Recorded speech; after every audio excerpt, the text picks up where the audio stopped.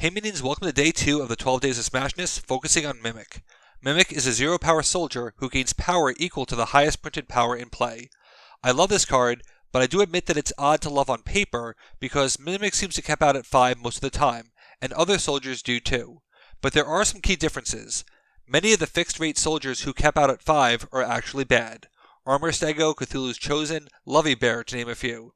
I like Mimic for two main reasons. First, its obvious printed power exploitation, as it gets all the benefits of being 2 or less and occasionally 0, with a large relative growth potential. A 3 who gains 2 is not as interesting as a 2 who gains 3, and this is a 0 who can gain 4 or 5. But what also stands out about Mimic is that you are the one who has the most control over its power. Flora Loca requires another player's minion and an action on it for the same output. Tiki probably becomes the closest, but it has a worse faction context.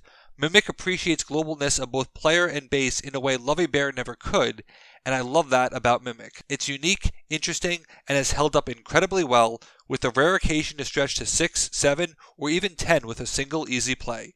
What Mimic has is a strong floor, easily better than its peers, with a very high ceiling, and it's a large part of why I love shapeshifters. My favorite part about it is that it dispels the myth that you make a card worse by lowering its power, as any power increase would make Mimic worse. What do you think of the Mimic? Let me know in the comments, and check back tomorrow.